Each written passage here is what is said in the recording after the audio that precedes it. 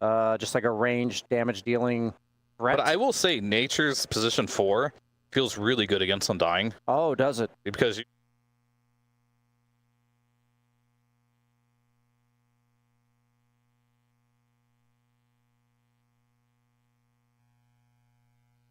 nice. Yeah, Okay. 5 seconds See left that now. for sure. A lot of flexibility here for Team Spirit. Nice. Yeah, I haven't really 5 thought seconds Na'Vi. See left that now. for That's sure. at least as far as we can. Yeah, they. A lot of I mean, this is flexibility not here for Team going Spirit. to be a mid Undying type of No, game. for Well, Na'Vi, not. unless At they least as decide far to as we pick can- Kunkka mid on their. Maybe. Well, the Centaur's going. Yeah, Centaur mid. One's a little harder to read though. Not sure if I've seen a Laurel Centaur mid yet. Yet. It's a heavy yet. However, when he did come into the scene, I did see a lot of Underlord from him, Oh, Ooh. interesting. but that was Okay. years ago. Yeah, they beat that out of him.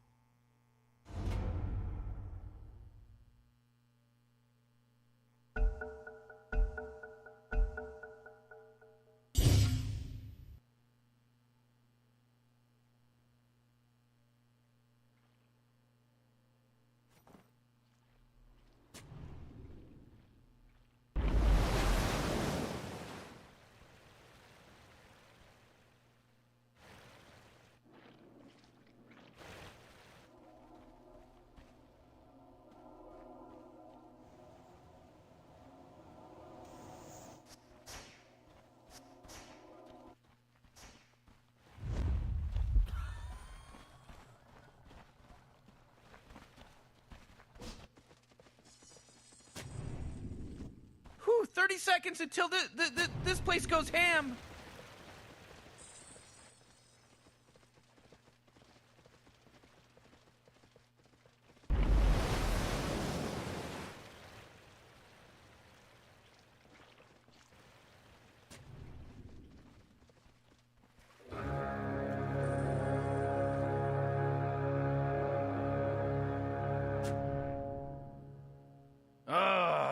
Look at this game. It just started, baby.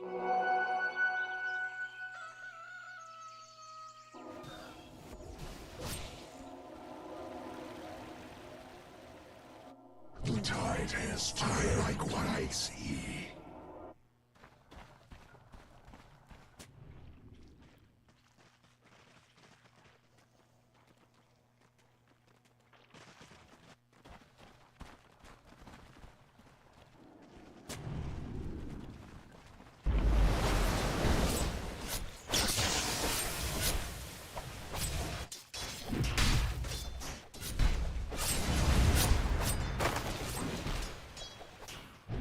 Not for you.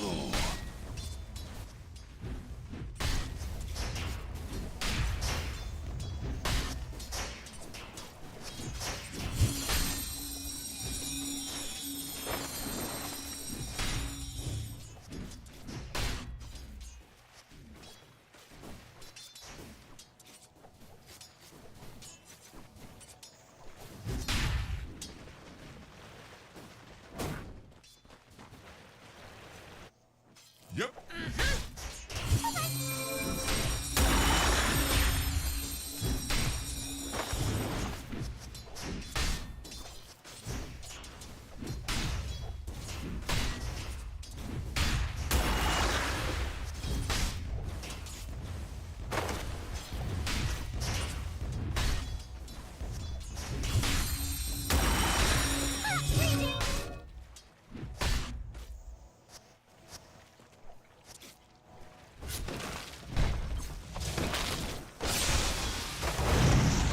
First blood!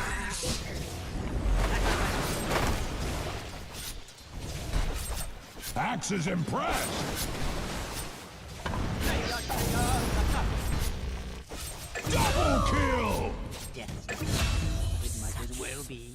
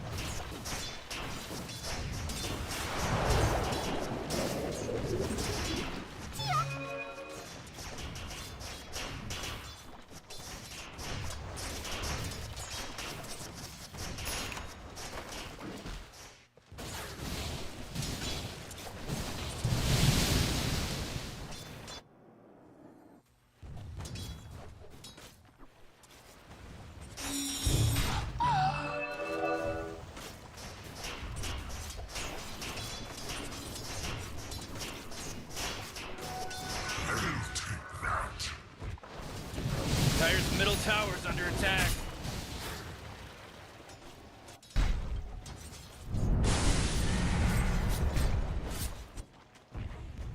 Oh, boy, Dire's middle tower is under attack.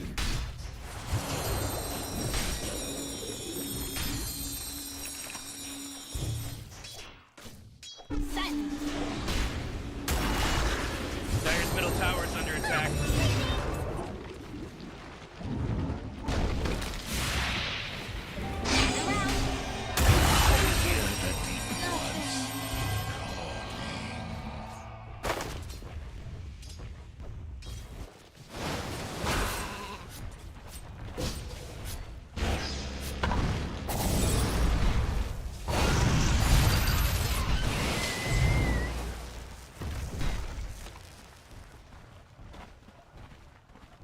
Dire's top tower is under attack.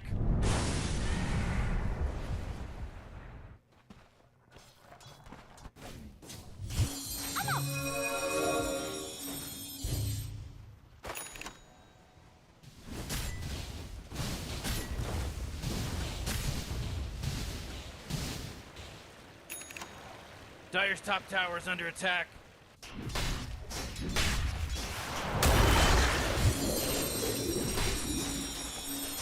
I think not.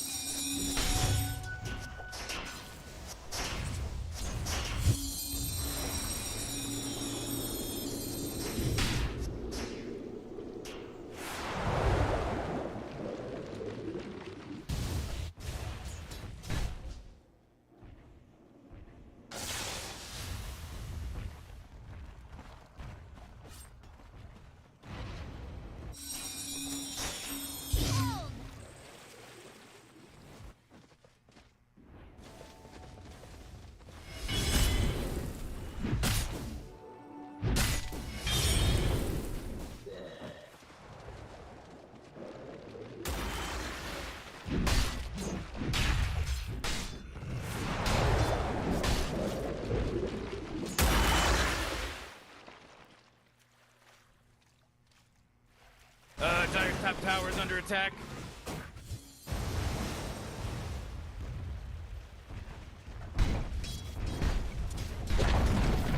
Radiant's middle tower is under attack.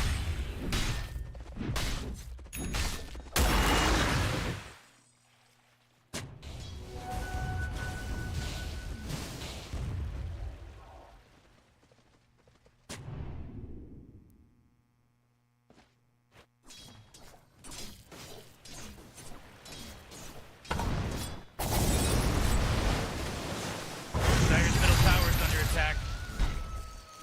Oh, Radiant's bottom tower is under attack.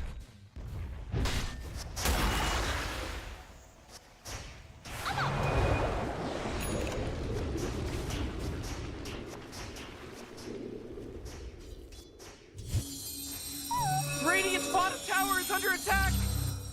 Dire's middle tower is under attack.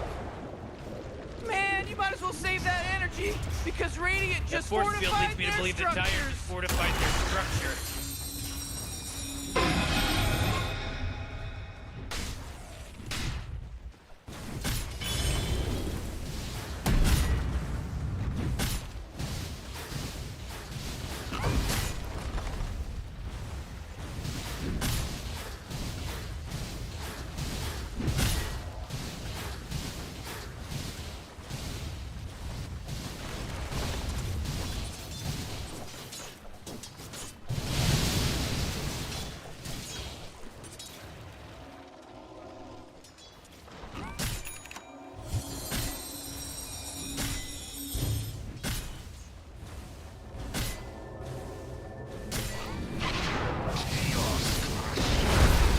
Way to go!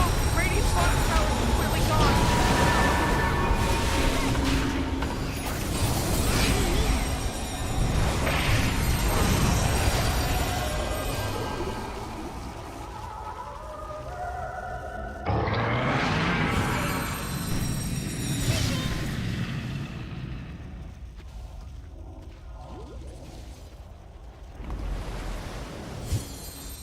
Whoa! Dire's bottom tower is under attack.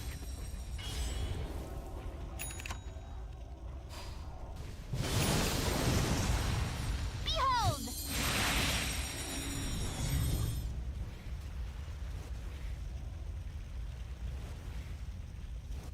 Oh boy, Dire's middle tower is under attack.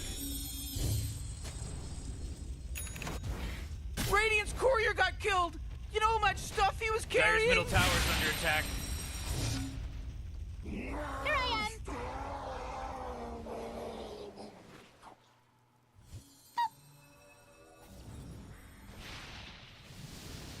Greetings.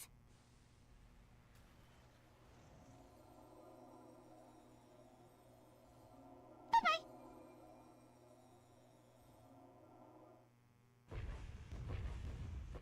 Dire's bottom tower is under attack. Oh, Radiant's top tower is under attack.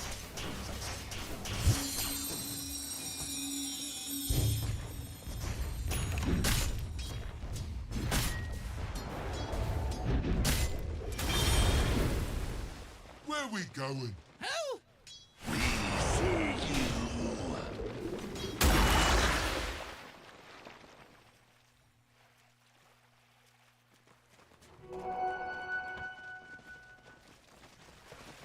Your armor melts away.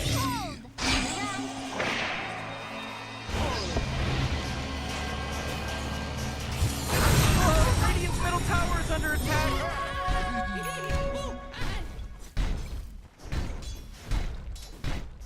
Radiant just fortified their structures! You know what I'm talking about? Radiant's middle tower is under attack!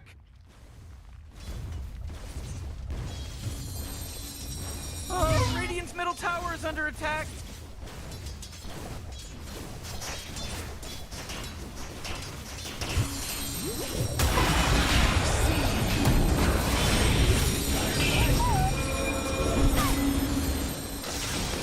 Dire's top tower is under attack. Our actions are without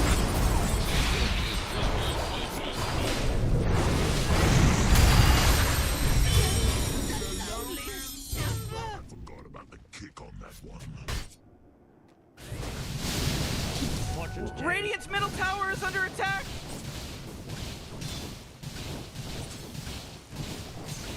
Radiant's middle tower is under attack!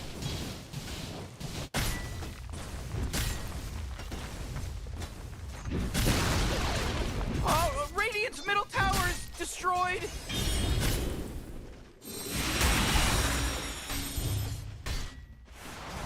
Radiant's middle tower is under attack!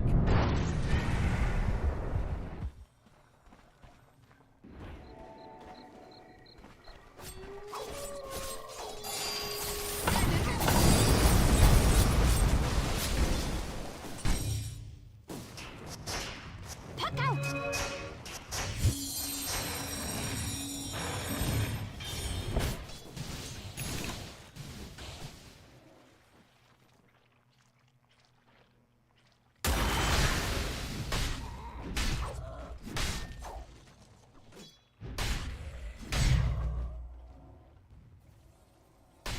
Radiant's middle tower is under attack!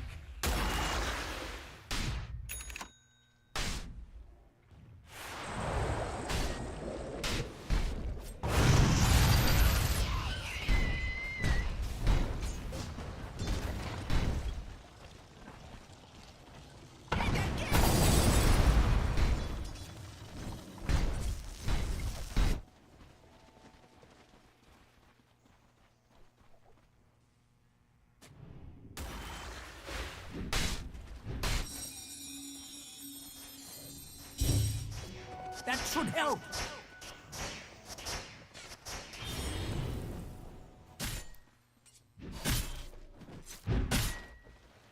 Oh, Radiant's bottom tower is under attack!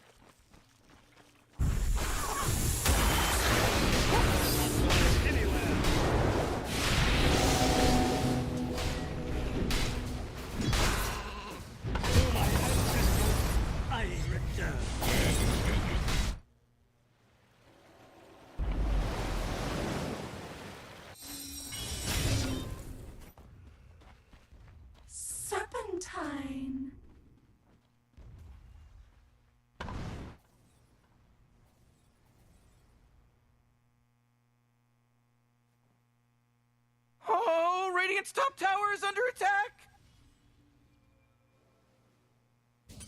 Crazy aura timing here.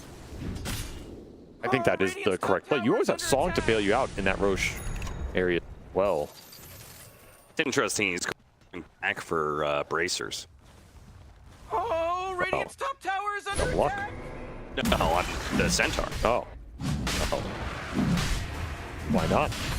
Bracers are mega value when you already have the auras online. Yeah, that's true. And so they force the Roshan. WS only just now getting his aura item, his first one in the Crimson. Bottom tower's getting hit. I feel like because of that timing, they can contest. It's not going to be an easy one. Come on, get. Gotta start off with a little bit of Ignite action. Radiant. Fight looks tough. In the river against Slardar, he has a haste rune. You're up against this Pipe Crimson that is just beating out what you can output right now in terms of damage. You need a really good bonds. You need the extra oomph though. XG a little tentative to man up for this. I think Ame's HP pool is what's dissuading them right now. He's not full. He was down to half around that. They'd rather just take the fight straight up and not get shit. Yeah, I think if you're Xtreme, you do not want to be getting hit by Ignite after Ignite. This is a tough high ground push though. Like you're giving Warlock really position if you do this. See who they run into first. They've got Siren Illusion scouting out Makoto. They're going to go for WS initially, trying to overwhelm him, but they do have a really good Fatal Punch with the gold being dropped on top of Tree Savage, turning into Slardar, but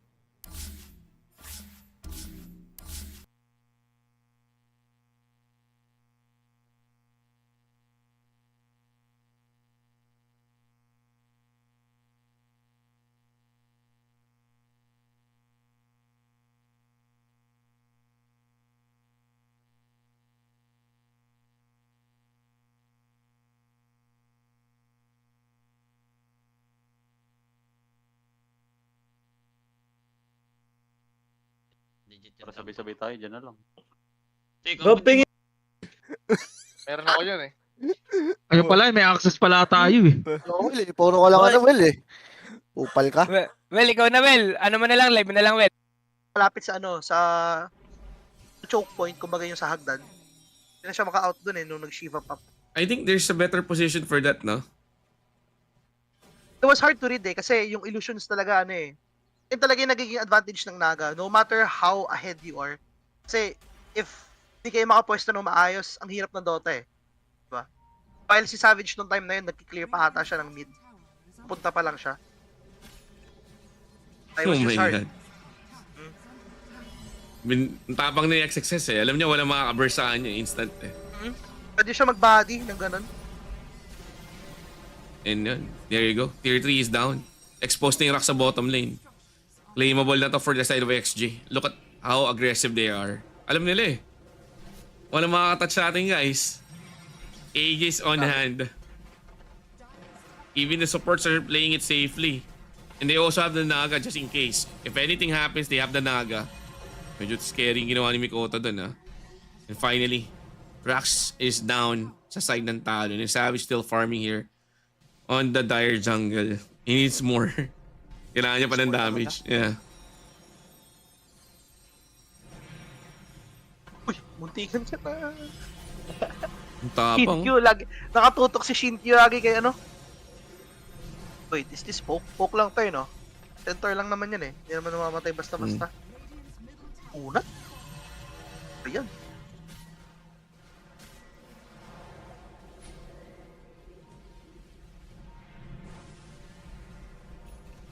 Hirap, guys. Butterfly up. Smoke purchase from Kuku. Naku po. In-installing chaotic offering, oh. Lusaw. Pero good thing, meron siyang ano, ha. Oh no. The supports are dying. Oh Try no. ko nawan si Jokam. Pitik si Jokam pero nabuhay siya. Walang, guys, wala silang mapatay. Wala. Hindi kaya. Hindi na kaya. It's way. Yeah, they're way too ahead. GG. Hindi talaga kaya, guys. GG. Tinawag ng GG. Ano ba yan? Inamin? Makunat. Hindi kaya, guys. Hindi nag-work yung ogre actually. Yeah. I'm sure they're probably talking about talaga dun sa kahinaan ng ogre. I mean, yung strength ng ogre kaya niya mag-scale eh. Kasi mag-mimidas siya into aura. Pero pag yung kalaban mo kayang mag-rush ng aura item while ikaw naka-midas ka pa lang. Huli kayo eh. Kumbaga one step behind kayo nun eh. Need nyo i-delay yung game. Hindi kayo pwede magkamali na sige naka-midas ako pero lalaban tayo. Yeah. You need more time.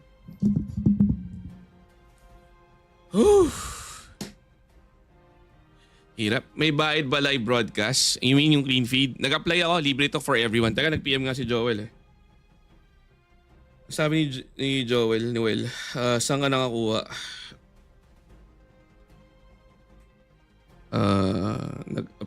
Nag-apply ako last month.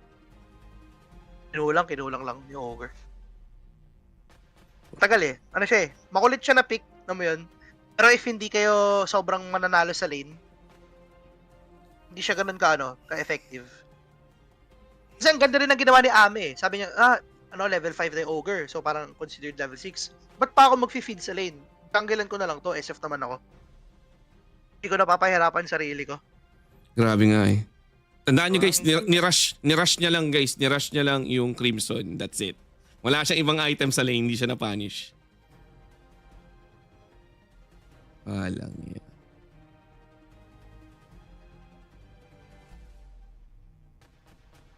Harsh team towards themselves, right?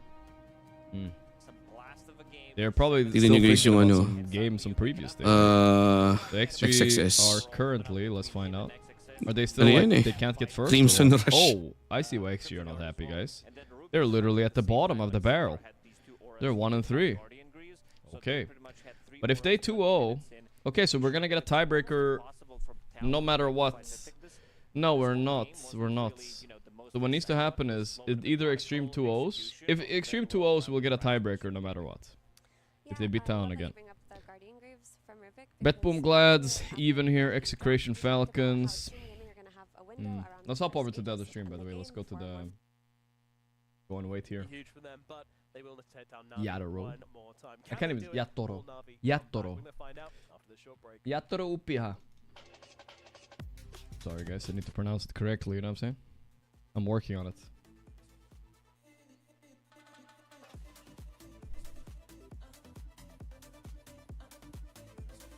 Damn, the music they put in between the games, literally better than a nightclub. What is this? Straight up. Is this accurate? Oh, this is it's actually from the stream.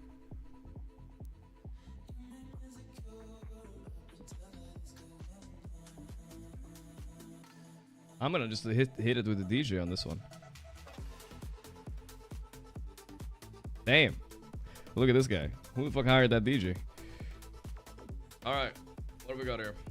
Betboom Gaming, number 1. Aurora Tundra. Today on the schedule, let's see what we have. After this series, we're going to be watching Spirit Navi, of course, in 4 minutes. Falcons GG at 1:30 today. And then maybe tiebreakers after. Or pubs. Because we have an opening ceremony for Riyadh. They're going to make a grand show, apparently. I want to kind of watch it. They're going to have Post Malone on and stuff. I don't know. It's going to be kind of fun. We can watch that together later tonight. A little chill mini movie night session. Definitely going to be following Falcons GG. It feels like both those teams, I mean, especially Falcons, talk about underperformance. If they don't 2-0 gaming right now, they're actually going to play a lot of games. We're going to be watching a lot of Falcons unless they get eliminated fast. I don't know what happened to Falcons. Already washed? Like, what's happening? Maybe Amar needs to go away from drafting? I don't know. Something is wrong right now. Something is wrong. It's not going well. They'd switch things up. And that's it for today. The stat or tiebreakers. I'm assuming I didn't read the tiebreaker rules, right? Let's read them up, actually, because that's important. I'm assuming if, like, second and third, or first and second, they play tiebreaker for that, right? Now, this song was trash. The other song was way better. I don't like this one. Group stage tiebreaker rules. So, if 2 teams, a best of 3 will be played. 3 or more teams, a best of 1 will be played. For ties that are not over position of significance. But what does significance mean? Define significance. You know what I mean? Define. Because is first and second significant? Or is only second and third significant? Because I think third and fourth is not significant. But I think second... I'm not sure about first and second if that's... Or if it's only second and third. What do you guys think? What do you guys think, chat? Chat, does it say which one are significant?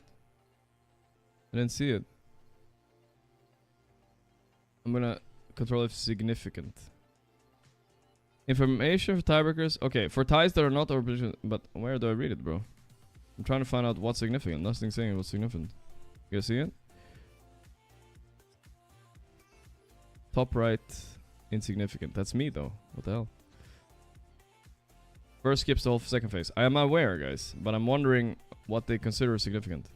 Check the top. You guys are not answering my question. Instead, you're just trying to be mean. What the hell is wrong with you guys? 4 siege, all series. Top team goes to phase 3. Second place team goes to second round. I mean, I feel like it's significant being first or second, because this is quite a big difference, right? Being in phase 3 or phase 2. The remaining teams, that's definitely... Okay, so second and third, and first and second. I feel like... The first second I'm not sure about, but I feel like they wouldn't Neustadt that one. They would probably play a best of 3. I'm assuming. Alright, let's do our daily ready to check while we have time. Saberlight went full Sigma. Many times in a row now. How's that feeling? 7-0 actually. 7-0. 7-0. 7-0. Is there anything especially you just start counting from the day you win against P-Vision. I like it. Want to say about that? 7-0. I don't know. I mean, but still bot, I guess. Still bot. Yeah, he's so let's make happy it about even that. more. Hopefully they don't get knocked out too fast this tournament, so we can beat them again and make it a 9-0. That's right. That's right. That's a good answer. We saw that yesterday. Do not try this for YouTube frogs. He said 7-0. Hopefully they don't get knocked out too fast. Do not try this at ranked. 4x Battlefield Pangolier. We saw the interview yesterday though, so I'm sure YouTube frogs were here. 4 times Battle Fury. Holy shit, that looks fun though. Against Meepo. Whoo!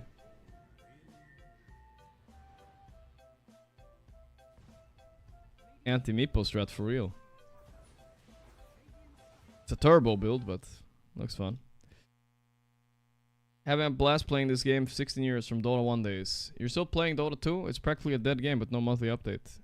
International only have 3 million prize pool. The game is filled with smurf and the community is toxic. Stop having fun. Is this us now? Is that how it works?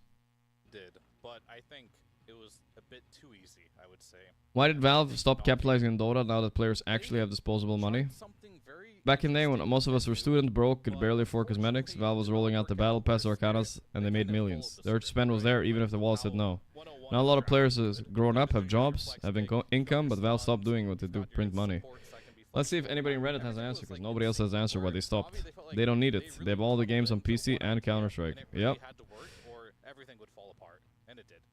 It certainly did. Yeah, I think you know, there was a big team. Counter-Strike marketplace cuts could fund Valve alone for a century. The economy of the game is bigger than in many countries. That is crazy to think about, dude. Make a virtual knife skin. Make sure the drop rate 0.01%. Let the free market price for 10,000 euro. Make sure you provision from players selling it. Yeah, bro, they take a percentage cut of those huge sales, guys. It's wild. Absolutely wild. I'm thinking of one, to be honest. Multi-billion company due to Steam. Yeah. Obviously. Like, why did he pick Dawn with no stuns? Yeah, I mean, Disruptor first pick. Nobody. I mean, honestly, Valve is the ultimate gambling overlords, guys. At the end of the day, they release loot boxes aimed at kids, and then they even double dip their hand into it and say, you know what? Whenever you kids trade with each other, I want a cut as well. Holy moly, they're actually sinister if you think about it. But hey, that's what makes you money, I guess. Wait, what did Quinn say in my chat? God damn. How's the tier list looking? It's the group stage, Quinn. Relax. Relax, Quinn. Alright? It's the group stage. It's the group stage. Everybody knows after the group stage, that's when Shopify really pops off. It really pops off. I will say though, guys, just for Quinn wasn't here. I had the game at A tier and I had Shopify at B tier, and I swapped them last second for controversy, for the sake of doing something ballsy. Maybe that won't pay off, but we'll see. It won't pay off. We'll see how it goes with my tier list, guys. We'll see.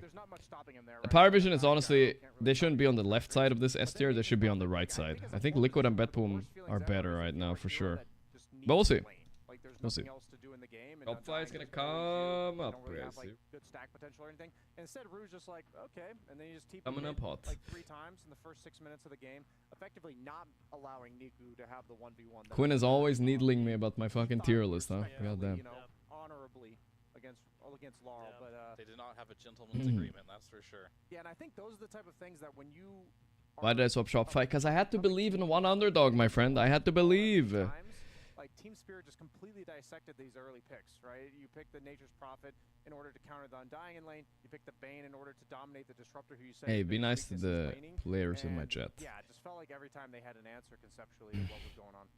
Alrighty, well, we are into the draft now for game number 2. So let's take a look at how this one's gonna go. I bet my chat would have. You know, I feel like some people in chat, they would have gone like this. They would be like, I'm gonna make a tier list, you know, and then they go like this. They go. Rankings of the teams. 1 is Falcons, 2 is Liquid. Yeah, guys, have some balls, alright? Have some fucking balls. Everybody can make a tier list where you just put the best teams on the top. And I think Nature's Prophet can really be that X factor that throws a wrench into things. So, and the hero's just kind of OP right now. Well, 1 is Falcons probably wasn't happening anyway. That honestly, Wikipedia's ranking somehow is more embarrassing than my tier list at this point. It's a first phase hero, which you can just take. It's going to be flexible, and it's going to absolutely own in either way you put it, like either way you play it. Yeah. It's probably going to have a good time. So it's not like you're picking something and it's like, well, it's probably going to be a mid, but if it's a bad mid game, we can shove it onto a support.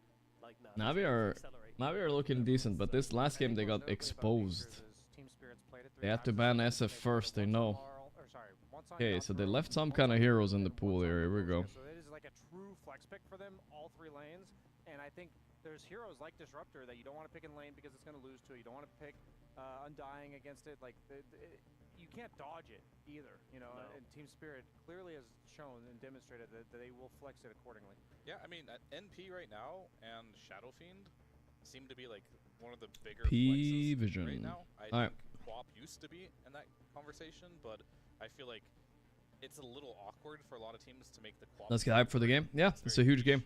Huge game. Very important getting first here, guys. Very important. Off the radar just a little bit.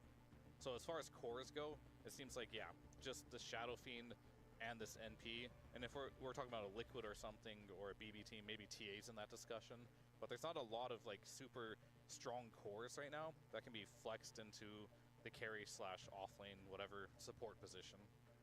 Yeah, Team Spirit clearly thinks SF's just worth first picking because they were first pick last game and they overall first picked it, and then this game they're second pick and they've banned it. I don't know what the counter is. Like, can you think of one thing that makes Shadow Fiend unplayable? I don't think it exists. There's nothing that makes him unplayable. Yeah. That's absolutely for sure. And banning it makes him unplayable. That's true. Let's see. You figured it out. You broke the meta. As smart as Team Spirit.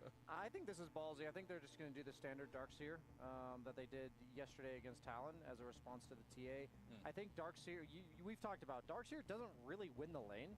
Like, and we've seen teams try. Yeah, Darkseer against TA. I'm not convinced, but what else can you do? You know what I mean? That happened yesterday. Navi Is there anything else? Collapse is not the best Darkseer out there. He's decent, but it's not the best. Darkseer versus TA, because it isn't gonna win the lane, but I think you had a good counter point to that, right? On how you can just like cut the wave, and eventually it's fine. You can bring others. You're not gonna win the lane, but it is one of the few heroes that can survive the lane, which I think is important. And it's also like you do it by yourself, which I think a lot of the times why people prioritize this is like, say you're a Tide Hunter or you're some melee guy that can't jungle. TA is just gonna level meld and Saberlight's the GOAT DS. Wow, Monkey King in response to TA. That's kind of not really an answer to TA at least. So surprising pick, I would say, a little bit. Laurel has been thoroughly enjoying this hero. Every time I see Laurel on it. Laurel is one of the few that really like Monkey mid still though, after the nerf. Previous tournaments. And it's just a good matchup versus TA throughout the entirety of the game. What makes you say that? You get a lot of armor from the ultimate. You can break the refraction. You can boundless strike, just set up the stun, and so you can't blink immediately for an additional follow-up. It's a lot of teams do like playing this. You don't have to be the best to win games. Look at AC Sports. Are you implying he's bad because he buys Crimson Pipe? No, guys, that's not how it works. Dota is a strategy game, alright? What happened to my fucking thing? There we go. It just disappeared. Dota is a strategy game, right? It's not all about who reacts faster. It's about outthinking your enemy. Out-strategy. Enemy can also buy Crimson Pipe. But it's about knowing when to buy it and when to click it. That's a skill too. That's what AC Sports has perfected, guys. And his team plays around the Crimson Pipe good as well. I know I make fun of it a little bit, but it is still something you can be the best at. You know what I mean? But he needs to go back to his roots and start buying it again. He kind of stopped for a while. I mean, I feel like it's gonna be difficult for myself. Otherwise, we would like if Dota was all about this is skill, guys. All right. If this was all you, if all you value is skill and not strategy, just go play this game. Reaction time test. Look. Boom. I beat. Oh, someone faster than me. I lost. You know what I mean? Like, wait, is that it? Are we just monkeys? Not using brain? I mean, that's a great question. I think the mines down there for 177 wasn't my best score, but it's okay. But when I think of Willow, it's always nice to have ground targeted stuff. Forsen was faster. I refuse to believe Forsen was faster. Stuff like that eventually at some point where Willow can't trade with you. We're strategy gamers here, guys. All right, strategy gamers. Strategy gamers.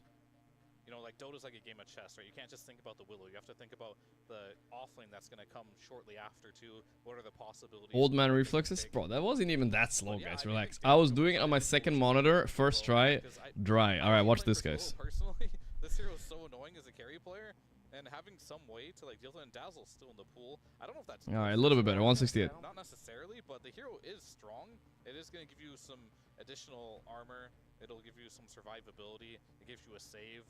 I think, I mean, Axe is banned too, which definitely helps 158. Keeping that save viable. I love Monkey King against supports like Dazzle, though. Like, I'm not a huge fan of this Dazzle pick. I think it's like a very, this is meta. 169 average is fine. I had 158 there. The potential is there. 158 was not so bad. I'll take 158. I would have loved a Phoenix against what you saw there. But lock in, I get 158. 49 is a great option at your local Chinese place. 49 is a great option. Thank you, Storbros. I don't know. Western Chinese food is honestly so bad. I don't know why. This hero has been proven time and time again that like the food they serve here in Western countries, I don't know why it's so bad. I used to like it as a kid a lot, actually. I loved fried shrimp. I'm like, god damn, you know what I mean? Nowadays, though, I don't like it. I'd rather go for many other types of food before I went Chinese for real. So, yeah. It actually might be one of the worst heroes in Dota to steal a spell from. I mean, Terrorize is like okay on its own. I don't know about the worst hero in Dota. Orson was not the 120 MS average. I refuse. Okay, let's look him up, guys. Every support in the game has like one obvious. Yeah, as a spell support, I was thinking you like wanna PA take. is pretty bad. Let's look here. Yeah, sorry. Well,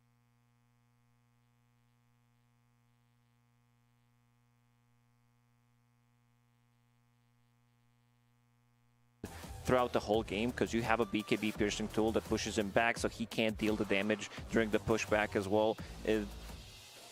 Kind of removing 2 good seconds on his BKB, and also you're building into Blade Mail, and now you have another BKB piercing tool with the Bane that can set things up. Plus you also don't have ways of dealing with Bane. Like we said, that there's no control, there are no silences, nothing pretty much other than Requiem, and I want to see if they're going to be able to maybe find something that they can pair it up with Requiem, because we've seen it in the previous game how effective it can be, blowing people up immediately, getting the fear in the team fight, but for now they don't have that set up yet. Yeah, I think Bane creates a lot of potential issues for SF, especially if you're playing the Spellcaster SF from the mid lane, which that's what it looks like so far, just so they can keep the Furion flex open for a little bit longer. But if you can't get your BKB Requiem off, it's a lot harder to take these fights. So maybe they see it as a means to, okay, let's address the control issue that you mentioned, Lacoste. They pick this Shadow Shaman who's going to be able to get on top of this Bane, and they also pick the Pangolier who's going to have that immunity to go on that backline, disrupt the Bane. But again, it's a double-edged sword, right? Because you can just grip the Pango. I don't think this is like that good of a Pango game to start with. You're playing again into Queen of Pain, into Bane.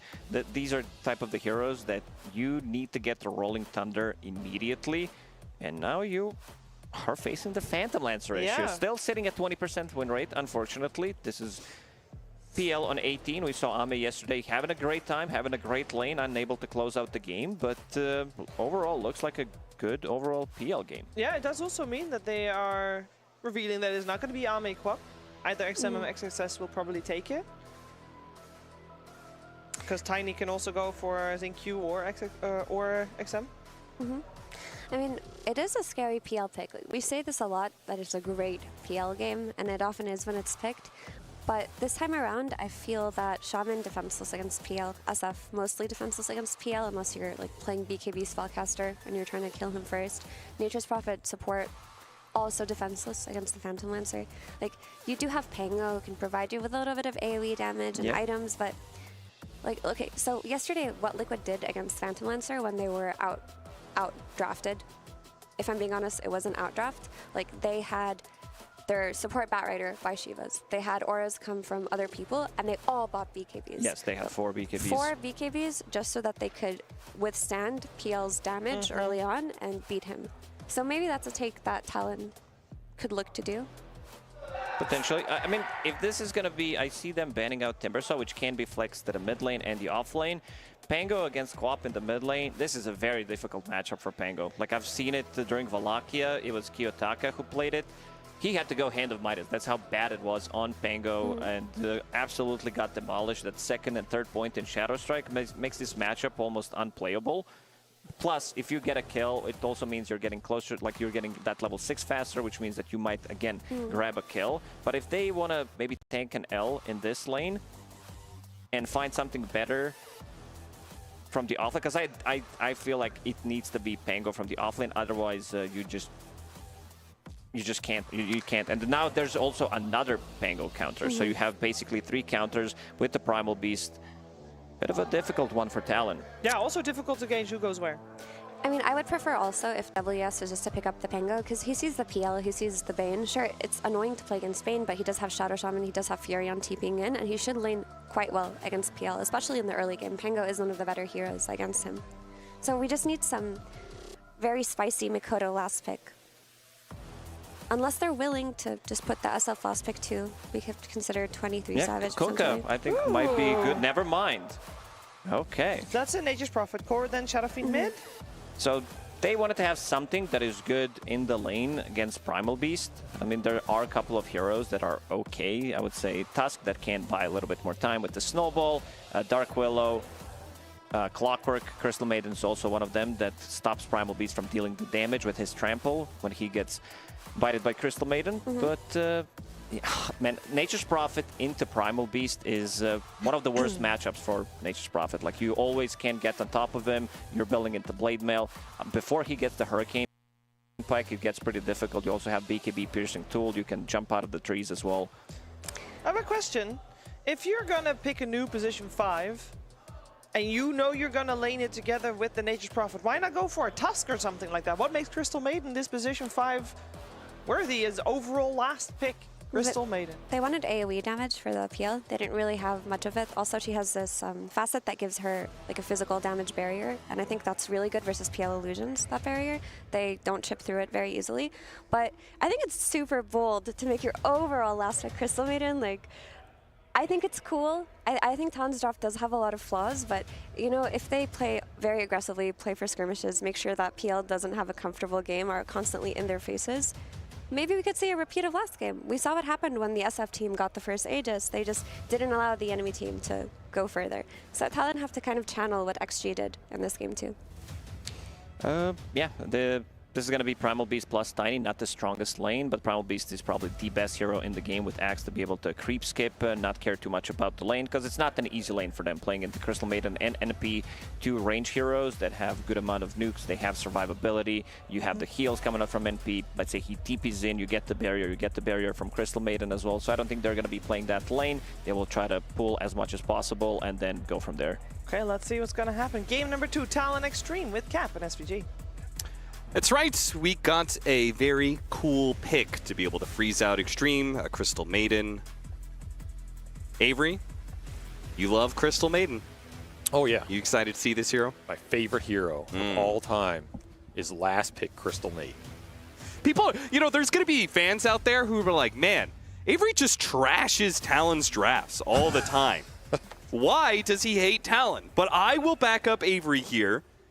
He actually just hates the individual heroes that they're picking, and they just happen to be the Talon's picks. Yeah, I'm a big supporter of this team. I always rate them highly. I always think they're going to do better than, I think, the average assessment. Yeah, if anything, you say they can play well. They just need to draft better. I think it's, I do think it's kind of been a problem for C in general for the last, like, 3 or 4 years. Yeah. Not to throw it under the bus, but I think they've just generally been outdrafted and outstrategized at these big lands by the Eastern and Western European teams, which there's been a lot of regions that have struggled to do that. Here they're up against a Chinese team. To me, it's a little more even, because I think XG's drafts have also been a little all over the place, to be fair. And I think this has been a closer series draft-wise than some of the previous series I've seen for both these teams.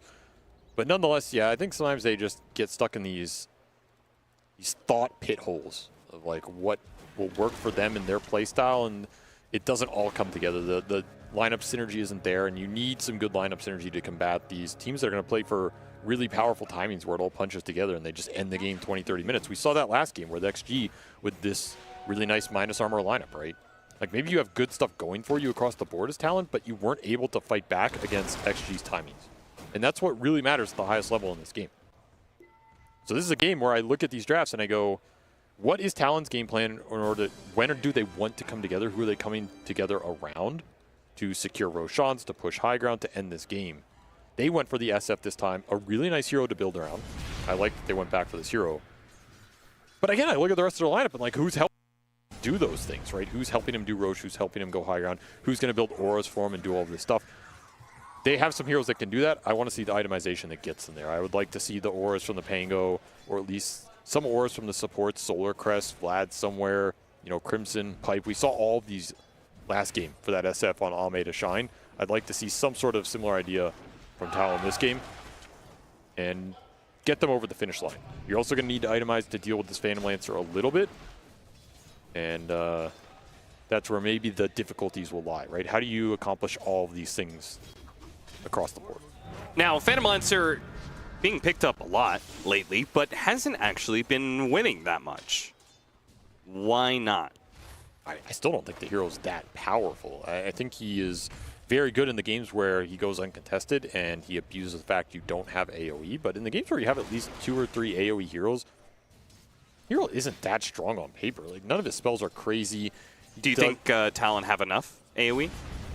They've got Pango, they've got Requiem, and maybe Crystal Maiden. I think they have. I think they are at the bottom of that threshold. They have just enough that you can deal with him, but generally you would like more than this. I will say, I do think this Crystal Maiden facet. Did he take the shield facet? He did. Yeah, I believe Cuckoo. so. I think this one is actually pretty good.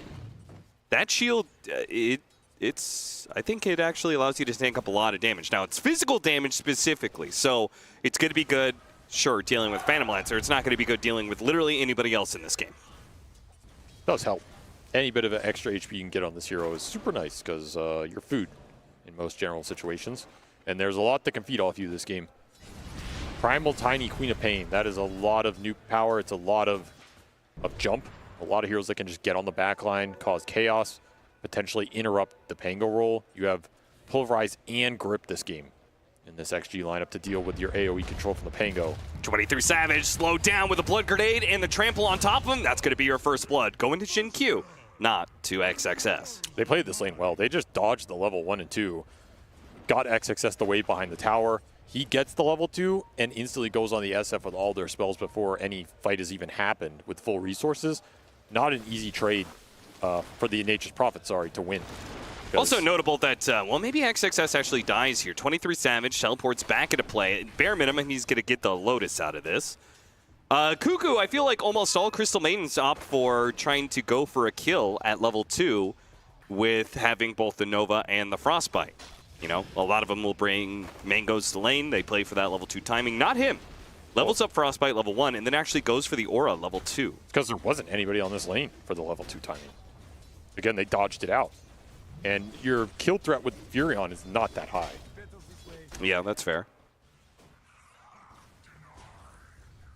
This CM pick is really for the game. It's not a classic like early CM pick where you're trying to win lane and snowball the map and play really fast and push waves. This is a CM that you want to get a lot of farm on, scale into that mid game, be tanky, and give your team extra threat against the Phantom Lancer when it comes down to the fights. I think that maybe is the first time I've ever heard somebody describe CM being picked that way. I have its last pick, Crystal Maiden. So that's how you're going to have to do it. Makoto and XM been battling it out in the mid lane, trading out daggers for raises. Makoto's trying to get back to his lane. Jin Q rotating in, but he's got to be careful with the Furion, who we saw 23 Savage was thinking about teleporting in to try and help him out. Doesn't go for it in the end. Need more levels on the Furion so we can connect these plays. That's when this lineup's going to come together for Talon, because right now Jin Q is the biggest roaming threat. And if you can just push towards Sonic Wave and try and all in this Shadow Fiend, the map's going to be yours. WS is not getting a lot bottom. In fact, Ame Does he die here with the Nightmare? Maybe. A couple of hits during that Nightmare. He does have stick charges, so I think he's going to be okay, but can't push it, however. You still have stick plus level 2 Brain Sap up for Polison down here, so again, WS just not getting anything right now. This PL is absolutely free farming. Jokum trying to catch XM. Oh, got him with the Blood Grenade to cancel out the healing salve. So that's definitely big damage done, Jin Q. Shackle cancel. Finally, 23 Savage. Oh, instant toss back, so 23 Savage isn't able to immediately get the Sprout there. Still going to go for it, though. Hits him with the Sprout damage, doesn't get him inside, but will block him out enough that he... One more hit. Oh, still not enough. Okay, 23 Savage misses out on a kill. Craggy exterior. Saving lives. That's true, yeah. Another sequence for Talon that does not yield them a lot, as Ame is just loving life because there's no pressure on this Phantom Lancer right now. He's getting a lot out of this early game. A little concerning for Talon, particularly if the SF goes down once or twice. You have to protect Makoto in this game. Jin Q's just being a menace over here, man. I mean, he knows he's the strongest support on the map right now. There's damage to back him up. His spells are deadly. They are really hunting this Shadow Fiend. 3 heroes swarming him mid. Nightmare pulling him out of position here. XM will get the dagger on him. Still, though, Makoto is able to fight with the shackles coming in. Avalanche over the top, but it's not going to be able to save the Bane. They always have the 23 Savage Nature's Prophet who can teleport in, so Xtreme do have to be careful with this much aggression. I like that Talon responded with everybody there. Like, send a message, protect this SF. Do not let him go down in this early game. Absolutely worth it for 22 Savage to come into these plays every time. He gets a little net worth and XP boost. Super happy about that.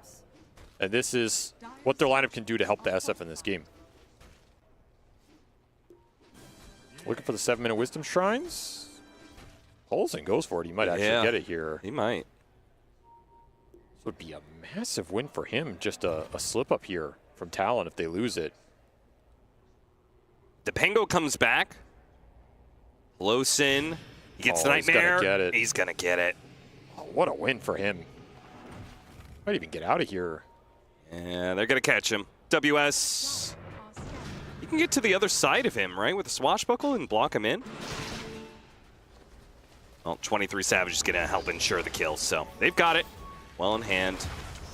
And the extra experience is always nice for 23 Savage. The faster you get to level 6, I think the better on this Nature's Prophet. 100%. Get some scary Wrath of Nature damage in there. We've seen that upset a few heroes before. Still mega worth for the Bane. I would take that trade every time. To get aggressive top, you have a lot of Primal Beast damage to output here. A lot of nuke damage thrown into him, though. Yeah, forcing him to charge away. That's a pretty good outcome for Talon. Oh, yeah, anytime you can put this guy on the back foot. 8-minute power rune. XM gets invisibility. Not the rune he was hoping for, but the one he'll take. Interesting early game for Xtreme. It doesn't feel like they got a lot done with the Primal as much as they could have, considering the Furion was TPing out of that lane. He does get a pretty sick neutral item, though. Quickened Kobold Cup, double movement speed for him. Oh, that's super nice. Wonder if he's just going to TP mid and try and collapse on this SF, because he hasn't gotten a lot done top, and the biggest prize in this game is using Sonic Wave mid in a fight. But he does TP back top as XG are swarming mid. The Rolling Pango. Thunder coming in from behind. Again, the support's getting aggressive, but cores from Talon willing to rotate to mid to help out this Shadow Fiend. Even gets the bump on a Plosin, probably ensures a second kill out of this equation, as Makoto will just does not get to right-click him down. Sadly, the Shackles ends up taking the last hit. Just too forced here from XG. If you're going to take this fight with heroes off the map, nobody's bottom. You know the Pango's missing. You have to bring in cores of your own. And if the XXS Primal Beast doesn't want to join, you're just going to get outnumbered there. The Furion can always join it by default. Wrath of Nature's online. You have to recognize Ame's free farming bottom, and that creates a vacuum on the map. So maybe you really want this SF kill, but if Talon are just going to sit 4.5 heroes with the Furion teleport there, forcing that does not yield good results. And he's just rushing Ags on this PL. You upgraded Ags. I do think that this is the situation where you should get the Aghanim Scepter. If you're totally free farming, I think the Aghanim Scepter is actually a really good farming tool. Now let's see how fast you can accelerate with it. This is going to be a true kind of isolated test because he has not been touched. It's a dream PL game. He's going to get it at a really good timing. Blosen going to be caught on the power runes here. Not quite bursted down. Jokum still trying. Sonic Wave hits Cuckoo. Meanwhile, the Nightmare goes out on Jokum. And he's going to be fine. It's going to be Blosen to die, and maybe Jinkyu as well. As once again, Talon, I mean, it's the same story every single time, bringing more heroes, but this time around, maybe the Primal Beast can even the odds. He charges right on through. Jokum's not dead yet. A toss over. Makoto, he throws out the Requiem. Nope, holds off on that one. Instead, turns around, throws some damage back on XXS. Here comes the Rolling Thunder, though. And XXS, he doesn't really have much of an escape. They're going to go for both the kills. Both Jinkyu and XXS will die. Numbers, name of the game in this early game. XG are just not bringing enough at the right points. Really slow game for this Primal now. I mean, he is just... I feel like he would have had a really good time considering how well that lane started out. The Furion left it. He should have had more farm than he's gotten. He just had trouble engaging into these fights with all the little interrupts he has to deal with. The Sprouts, the Frostbites, the Roll Through, the Shackle Hex. It's kind of a lot for this Primal to charge into without BKB. And yeah, he's just queued up BKB. It's going to be his first item. He has to deal with this somehow. Has to have a way to give consistent impact to the team. Honestly, it's looking pretty solid for Talon outside of this Phantom Lancer. If they can deal with him later on, then they should be very happy with this early game. Especially considering they lost the Wisdom Shrine. I mean, winning fights, that's really nice. Okay, so one problem I foresee is that you said you wanted synergy, hype up this SF, you know, try and build them up as much as you can. One of the things you said, auras. Yes. does the Pango go auras in this game? Because Pango is also the best answer that they have to the Phantom Lancer. That's where you have to choose which path is going to be best for you as a team overall. If you want the WS Pango to scale, and I think that's how most players are playing the offlane Pango nowadays, you're not going these auras. You're going to go the Diffu into, you know, Ags. Maybe Shiva's later is the one item that contributes a little bit of both.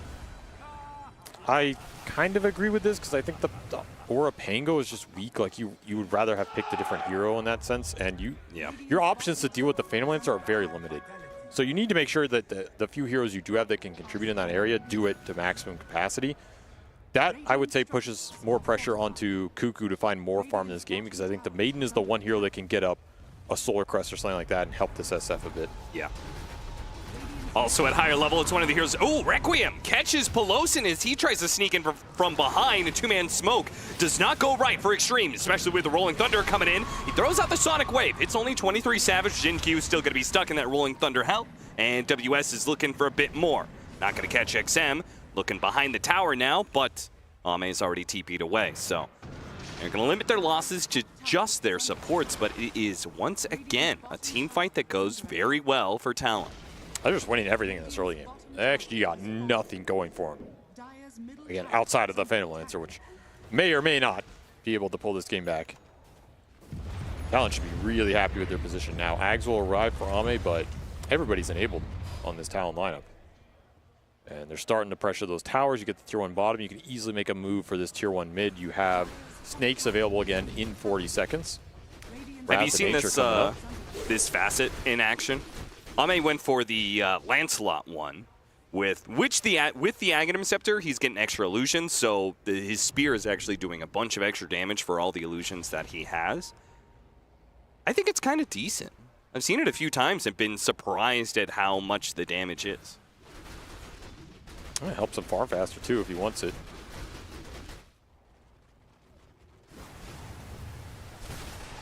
I think it's fine.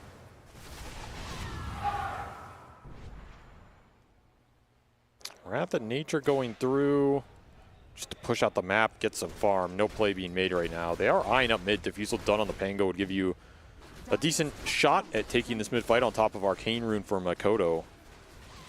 A lot of firepower right now for Talon. You can just drop snakes on this mid tower, force the issue. Don't think that's a fight XG want to join. You just don't have an item on this Primal Beast. Don't have Blink yet on the Tiny. They're kind of in farm and dodge mode. All right, they pulled trigger on the bigger prize. Drop the snake on the Roshan. I do like that.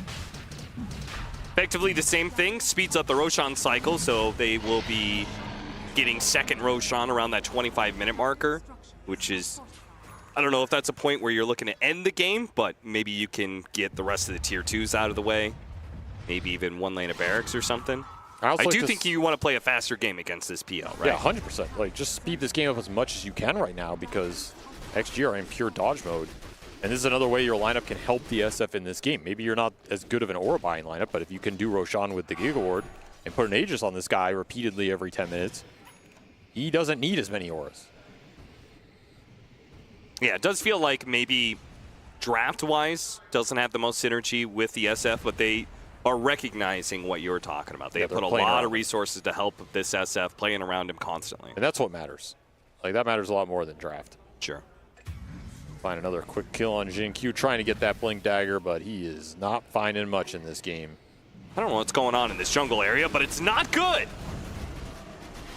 Talon are just going to lose Makoto here. He gets off a couple of raises before he loses his Aegis. Freezing Field to try and cover this SF. So in the end, it's a Bane for an Aegis.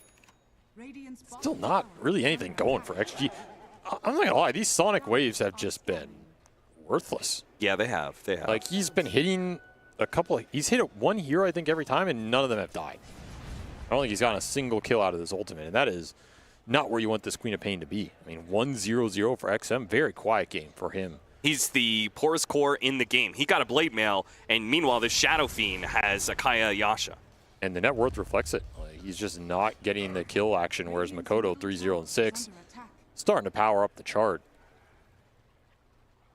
I think part of it's like the supports didn't get a lot done either. Oh, and if they shut down XXS's BKB timing here, they're going to catch him, and they've got a hasted SF and a teleporting in Nature's Prophet. XXS He's pretty fast, but he's not going to be fast enough to deal with all this. Another nice pick off. These two cores for XG are falling really far behind now. Big concerns here in terms of what you're going to be able to do in the team fights. It's up to Jin-Q to even the odds now. He's got a Blink Dagger. He's going to have to do something amazing with it. Yeah, this is XG's time to try and find something off a smoke gank. You have some nighttime vision with the Bane. Start fights in a way where you toss somebody in. It's going to work a lot better for you here. By the way, disgusting neutral item, Searing Signet on Nature's Prophet. Not cool. This item has been nerfed, though. It has. Doesn't feel as good as it did when it first came out. I think it needs to be... you need to be within a certain AoE to be able to apply the damage. That's my feeling on it. It also works on Mjolnir. Which yeah, exactly, right? You could just throw it on the Mjolnir. Yeah. The Mjolnir goes down lane. It's getting extra damage from the Searing Signet. I don't like that. Well, it works off the lightning proc, so like it just boosts your farm rate. Yep. The thing is just too consistent. The same goes for Wrath of Nature, right? It's like the first early hits that don't actually kill creeps while you're doing Searing Signet to them, so maybe they do take out. Pretty value. They're looking for XXS, XXS again? Couldn't get him on the Frostbite. And the Sprout's only going to hold him for so long here. The Rolling Boulder is going to have to be what's required to get this kill. And the Avalanche of the Sonic Wave hits onto 3. The Fiend's Grip getting the grab onto the Rolling Thunder. And Ami's joining in on this fight. This is bad for Talon, but they have no way out of it. They do manage to get the kill in the Quap, but it looks like this is a free fight for Ame. 1, 2, and a third. A double kill for Ame and a kill for XXS. Way too big of an overreach there for Talon. You could feel their confidence in this game, but you had Power Ranger support coming in off that tower. You end up evening it out at 3 for 3. Yeah, I mean, it shows how far ahead they are. That team fight was absolutely terrible. 3-man Avalanche, 3-man Sonic Wave, and they still win 3 for 3 on it. Still a win for XG because you get the BKB on this Primal. You at least get a Sonic Wave connection here. Needed something in this game, and Ame cleaning up. Really nice for him. Just so much damage coming out from this MP. Just gets to sit here with this Mjolnir. Wrath of Nature comes through. Ends up doing a significant amount of damage. No easy fights for Xtreme Gaming in this one, as they're trying to eke out minor victories. I am happy to see Ame join that fight, though. He had the defusal timing. Like, he has to be involved in this game. He can't just purely AFK with his position relative to the rest of the team. Jokum finds another victim. Now he is going to, in turn, be the victim. That's fine for Xtreme. Like, they get little trade-offs like this. They're happy. Oh, no. XXS. He just used mobility. Okay, he has the BKB, so... It's close. Oh, God. That was close. I think if he didn't Sprout him, he died. Blocked WS from getting right-clicks in. Yeah. Which would have done more than the Sprout damage. Nope, Requiem. Point blank. Not quite point blank, but he will get him with a double raise. Stylish from Makoto. 7-0 and 6 in this game. He's cooking. Been set up for success by the team and straight into the objective. 20-minute Tormentor, instant kill on the spawn. Talon wasting no time in this one. They know they do not want to let this PL Queen lineup get to like ultra late, so they're speeding up the tempo, abusing the fact they're way stronger in the skirmishes right now. And now you got even more AoE. Cuckoo has the AoE Frostbite from the little clone that he leaves behind, which is going to be pretty helpful, I think, in these fights against the PL. This is one of those games where even I will say this is the shard you want. Because, yeah, it's nice with the PL, but also I said you want more farm on the CM in this game. Right. It's a last pick CM. It's here to help you get some extra scale versus PL in the fights. Cuckoo getting more items in this game is super valuable for Talon. He's their one consistent aura buyer as well, so, you know, he just finished a drum. He can easily buy Solar Crest. He can even get random stuff later like Vlad's or Glimmer, whatever. And those items count for a lot when you're playing with these glass cannon frontliners like Furion SF that really take advantage of them. So I actually like the fact he got the shard here. It's going to help him farm up the larger impact as this game goes on. And that Crystal Maiden's annoying in the late game if you don't have clear ways to just jump and kill him easily first, which they do in their lineup, but the cores that do it are kind of behind.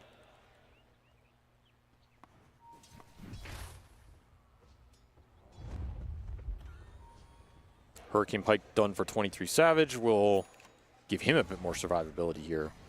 But it is Xtreme Gaming on the hunt. Important that these smokes land for them. Especially if they're not oriented around objectives. Just a kill smoke, you get nothing, you're going to feel real bad. Hiding away in the trees. XXS had the right idea. Nails him. Good recovery from XXS. But again, that's a 3-man smoke, 4 heroes in a corner of the map to be able to get a shadow shot. Certainly not going to turn the game around for you. But it buys time. It's a move that Talon are dodging, which means Ame gets the farm. He's pushing towards the heart. It'll be one of the biggest timings in this game for Xtreme Gaming. This PL can go in the fight, create a lot of chaos, tank a lot more action, and potentially deal a lot more damage. He doesn't get stuck in the freezing field or that's like Requiem. BKB SF. This is not a kill, I don't think. Especially with a haste rune. Yeah, that's a whole lot easier. Hey, there goes that clone. That was pretty nice. Nifty way to use it. Freezing field. Ame, quick to jump away. Straight back in. Makoto is kind of dancing with them right now. A blink away from Shin Q, tried to get the initiation. Ame, as you said, you wanted to see him get involved. He's trying. He's really abusing his axe. That is for sure. It is annoying when he's just rushing at you from so far. That might be too deep. Yeah. I mean, you got the BKB out of the SF. If that's what you wanted, Shin Q, well, you got it. He got it. He definitely got it. And Ame instantly TP'd out of there when he saw that. My concern is giving these kills to the SF may kill some of the Phantom Lancer's timing. If you get to Aghanim Scepter on this SF, it's really hard for the Phantom Lancer to play fights. I mean, you just look at the position of their cores. They're really farmed in this game. Yeah. Like, you don't necessarily need a lot of AoE if you're just rich. And you can just lay into the illusions with Mjolnir and extra hits. You can sit there BKB for longer. Fighting for Roshan, though. Yeah, there's that hard timing on Ame. So XG they're going to fight this Rosh. They're not going to give it up for free. Know the strength of the PL right now. You got to use it to try and turn this game. And Makoto's showing top. Creates an awkward question for them. Are you going to try and smoke towards this guy, or do you just control the pit? Nice rune for XM. They really want a core pick off here. Surprised Talon are not grouping right now. You're giving them that chance to find a pick off into Roshan. And maybe they're thinking Roshan because it's going to switch over to the other side soon. They've got vision around the pit. If it's not being done right now, then it's going to switch over to the other side. So they got time to farm, potentially. Jokum. He's got to break a smoke here, but does not get the blink in time. So finally somebody dies from this smoke move from Xtreme. Yeah, they're going to bail on the map. And Ame will backdoor tier 1 tower here. Chasing after WS. WS, oh god, this is a dangerous move. Whew. I cannot believe he did not Rolling Thunder and go somewhere deeper on the map. Yeah, he's very lucky to get out of there. That was the pickoff right there that could have given Xtreme Roshan. That's why I just don't. I think Talon were playing with fire in that last minute. Yeah. Get out of it, okay. Nature's Prophet helps you rat, and this will push them towards the NP BKB. So they're going to be a lot stronger with their cores on the front line in the next fight. Yeah, double BKB. What does the Quap and Beast do in this next fight? Pulverize Sonic Wave somebody. Still a decent amount of damage. Yeah. You have grip as well in this game. So if you go in deep with this Furion and you get gripped, that fight is just lost. It's not a free game for 22 Savage to go in and just look for anybody he wants. For sure.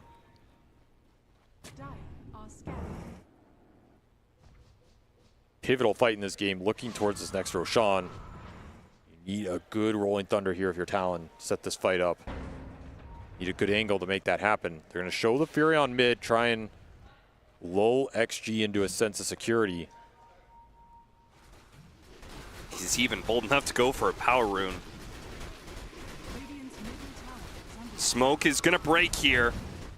Not quite yet. Now it breaks on Pelosi and Shin-Q. Jokum quick to blink down. Shin-Q still finds an opening. Gets a toss back on a 23 Savage, who force staffs down for low ground. Still, though, Fiend's Grip from the high ground. Makoto pounces. Hits directly on multiple heroes. It hits XM. XX almost dies for it. WS gets him in the end. He, in turn, dies to the Primal Beast. The Primal Beast looking at a regen rune. Oh, it's going to be out of his reach, though, as Makoto grabs it right in front of him, trying to finish off the Primal Beast, bailed out by the Nightmare. Meanwhile, Ame is beginning to build up. Savage up to the high ground, teleports away, leaves Cuckoo behind. Cuckoo, it'll be a third death on the side of Talon as Ame, once again, a team fight, he is able to feast. He is not being threatened whatsoever by AoE damage from Talon. I don't think he took any damage in that fight. Everything was going into this Primal and Queen on the backside that had a really good angle. Jin-Q starting it off just creates chaos in the Talon ranks. And you're able to get some good connections with the old Sonic Wave into the Pango, stalls him up. You blink and you pulverize him. No Rolling Thunder connection in that fight at all for Talon. That's rough. Just freeze the fight up for Ame. He goes in and PL just does too much damage right now. He got the Shiv. He has his 3 core items up. He's a problem.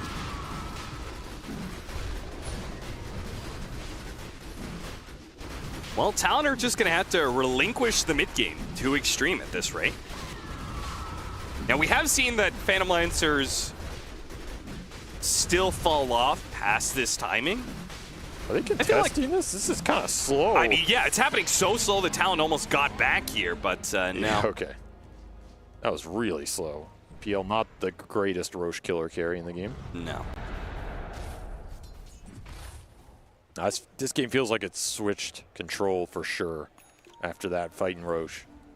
They're still ahead as Talon, but gold doesn't count for as much, particularly if XG can find one of their connections on the Pango. That feels so good if you can get the Pulverize, the Grip, or even just start on him with the Tiny, hit him with a Sonic Wave, take WS out of the fight.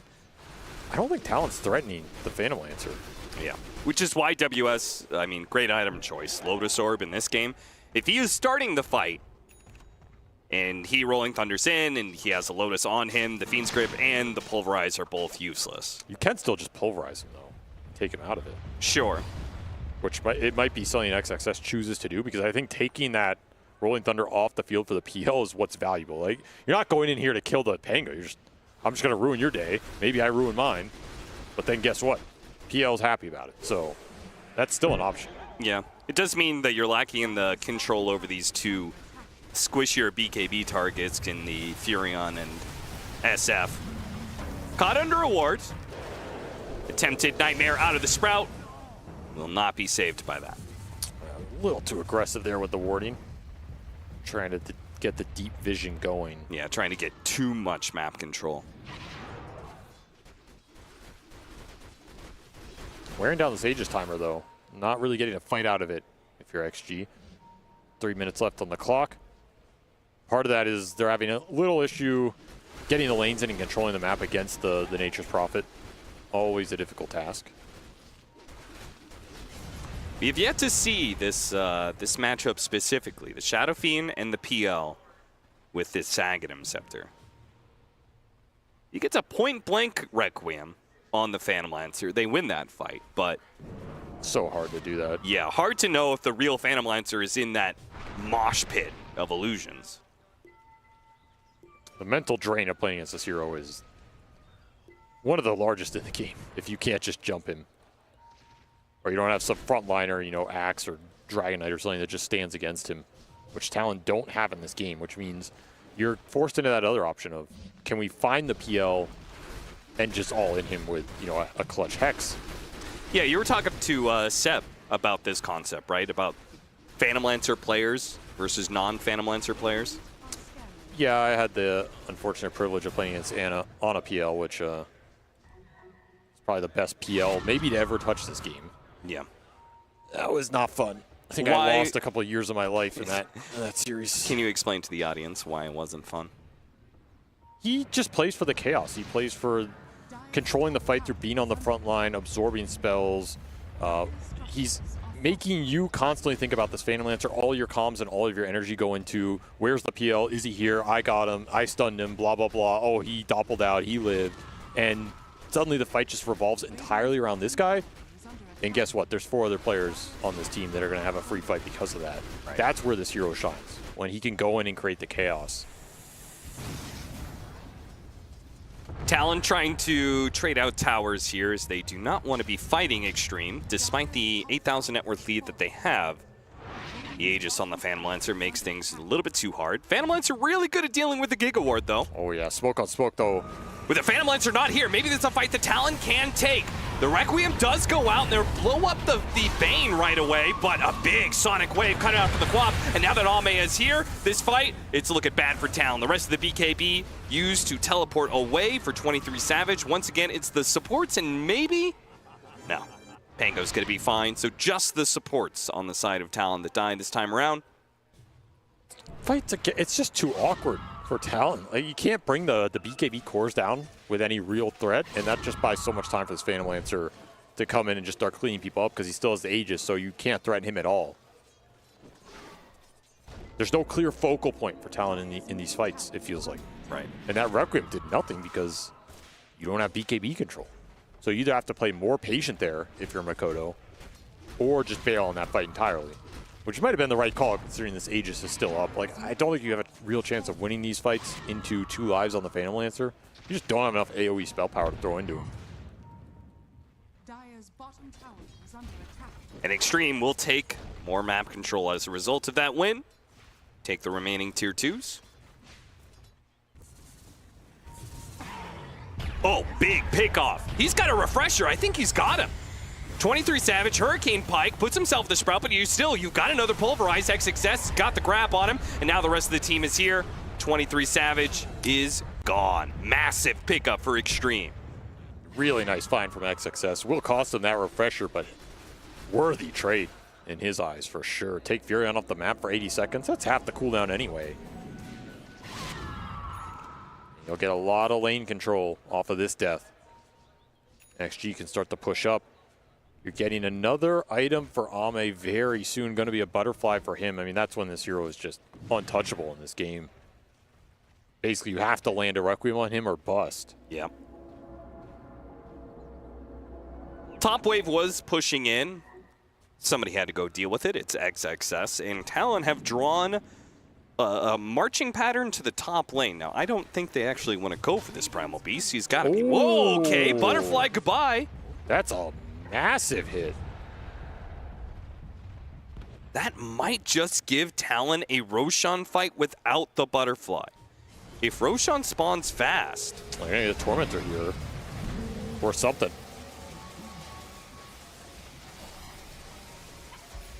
Goes to Makoto himself.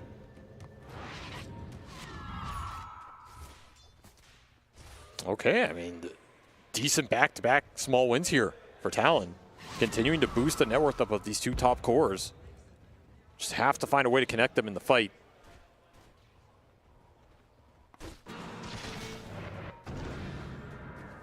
I think one thing that's kind of lacking is WS is so answered by a Primal Beast and a Bane. He is not able to itemize purely for dealing with a Phantom Lancer. We're seeing in some of these fights, right? There's just too many things he has to do. Yeah. Like, he's your only real frontliner. He's your only real AoE control. He's also your only real core that one-to-one deals with the PL. Yeah. He doesn't have Aghanim Scepter still. He's going for a Nullifier. That's another reason why, draft-wise for Talon, like this last pick, Maiden, yeah, maybe it's fine, but it pushes this Prophet into the 1 position, and then he has to deal with a PL matchup where there is no itemization pathway for Furion to deal with this matchup. Right.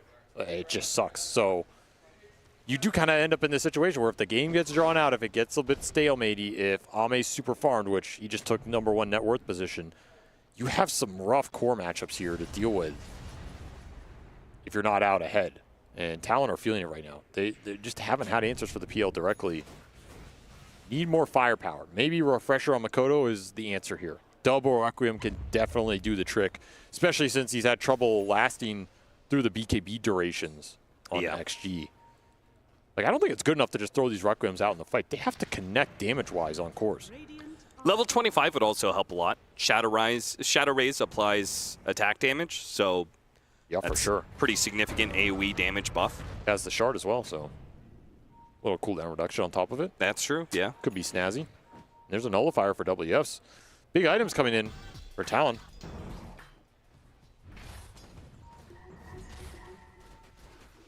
Tempted to jump this Primal. I mean, that's a really good target to jump. Oh, okay, they're throwing out the first Requiem. It looks like with the Fear, he is gone. WS is looking for more. XM has already used his BKB, so should be fine. He'll blink away last second. 23 Savage still looking for him, though. Almost got the Hex off. They got to be careful, though. Jin Q is in position for some tossbacks here. Last thing you want to be is inside of Xtreme space a little bit too early. I'm glad Talon took that, because they could have been hesitant in there with how this game is going. If you see the Primal, that is the best jump in this game. You should jump him every single time. There is almost no way to bail him out, bar some clutch toss or sleep, which shouldn't be that easy, considering you should always be dropping the Requiem on him. And because you have this overwhelming damage that Requiem is, the tankiness of the Primal Beast isn't actually a problem. And the second he's gone, that fight is way more open for the Pangolier, for the BKB Furion. Like, the control that this Primal is giving XG is super important. So Talon's just praying for a fast Roshan. Again, that butterfly timing was delayed because the Courier died. Now the pick off of the Primal Beast. It would have been fantastic to combo that, get aggressive, get a pick off, take Roshan. Sadly, it's not going to happen, though. Roshan will take a while to spawn, and Xtreme will have their chance at a contest. Kind of just unlucky for Talon, because they used the SF Refresher for that. Now he's not going to have it for this fight. And it should have been XG getting punished for the Primal misplay on mid. Instead, they're going to get rewarded going into this Roche in terms of who has their refreshers up. A little awkward for Talon. And damage. Oh, they really want it. What is happening? Why are the supports inside going after this amp damage? Okay, if you want to stop the amp damage from being taken, just deny it. I don't know. Like, why is Jokum putting himself inside? Right. Looking for the Hex on the co-op or something, you know, like pre-thinking about the co-op going in, but... Okay. Yeah, I'm sure 23 Savage would have liked to pick that up with this Roche now on the field. If Talon are really disciplined, they're going to try and wait for this refresher to come up for Makoto, which is 50 seconds. Not that long. This is a really important item for the fight. You need double BKB Requiem here from the SF. Has the Blood Right as well, so a lot of AoE coming out, a lot of AoE control. Oh yeah, I wonder what the impact of the Blood Right is. It should just make the souls go farther? Right. The AoE spell. Do you think that means that, like, let's say at 300 distance from the SF, are you taking more damage from the Requiem? Or is it the same amount? And the souls are just going farther away? Well, you only take damage depending on how many souls hit you. Right. So if the AoE is bigger and the souls travel farther, then it doesn't really change the damage. It's just how many you get hit by. It spaces them further. Your chance of getting hit by more goes down. But it's more about the control this spell gives you in the fight. You should be blinking on somebody's head and just Goomba stomping them. Yeah. They're close to 25s on their two big damage dealers. Like, they're ahead in levels compared to Xtreme. Something else they can play for. This kind of feels like some of the other Phantom Lancer games we've seen. This hero, it hits that heart timing. You think, okay, Phantom Lancer's online. We're favored for the rest of the game, but something about this hero does seem to falter around this period. A lot of situations, he is not the strongest six-slotted carry in terms of just raw man-fighting enemy heroes. He used to be one of the best. He needs confusion in the fight. He needs other cores to take advantage of the fact that he's causing a lot of chaos and isn't that easy to deal with in terms of control, even if he's not outputting all the damage himself. That's what you need to take advantage of. The more gold that Talon get, in theory, the more ways they can answer this Phantom Lancer with overwhelming damage and utility. We're not there yet. I think this PL still has a very good fight ahead of him.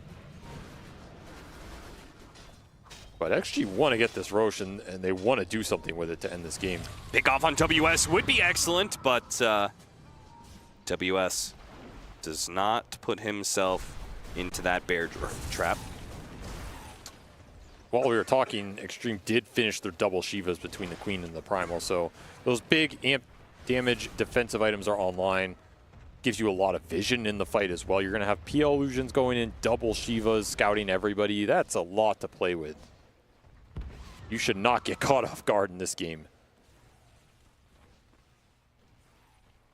25 online for 22 Savage. Took the removed teleport cooldown. Would not have seen that in the previous patch with the Giga Treant, but of course, that talent's not as valuable here. And 25 should be online for Makoto after this mid-wave. He will take Feast of Souls attack speed. Really? Yeah, he's going back to it. And he's going to have that instant Requiem if he uses all of his things correctly. Which could make a massive difference stopping the Doppelganger. They actually make their jump. Got off the Requiem. Who did they blow up? It's going to be the Quab. Do they have him locked down with the shackles? A little bit more. They get him with the races. In the end, now it's XXS. Half HP, gets the pulverized grab onto the Nature's Prophet. But it looks like they're kind of scattering right now. Ami's the only one trying to fight things out right now. And he's got hexed up. Now he's shackled up. He's dead.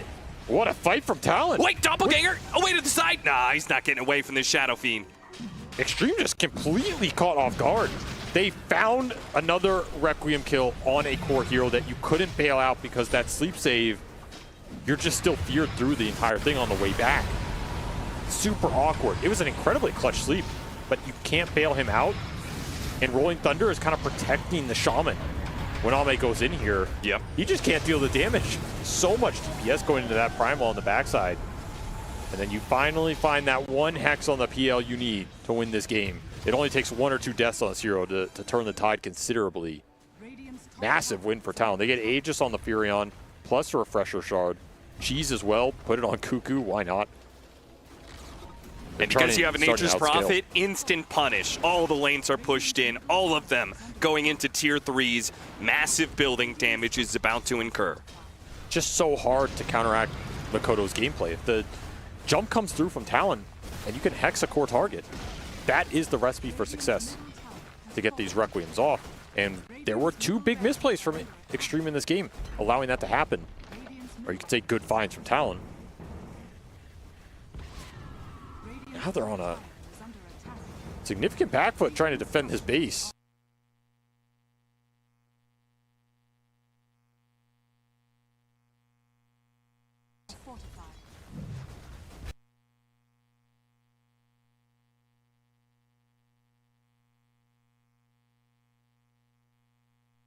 They get into one of these fights with Xtreme, they can buy back and bring, 7 heroes to the engagement.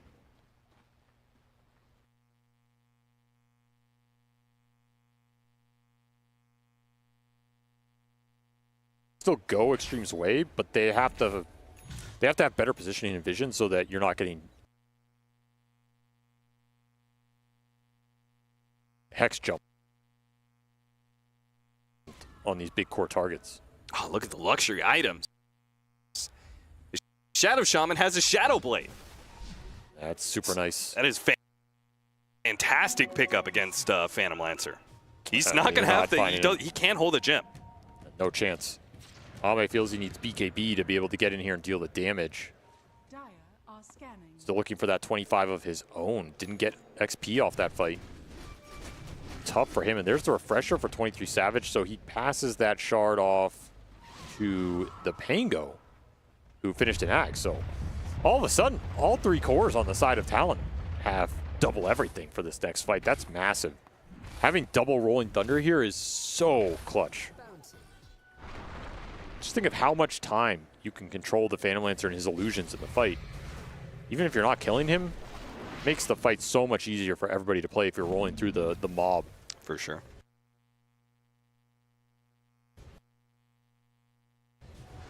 I wonder if 23 Savage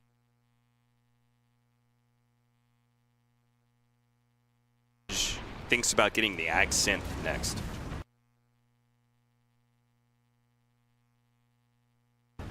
Because I think with the Refresher, double Wrath of Nature with the lockdown actually sounds kind of nice. Man, Shin Q, he's just pummeled. Worn down.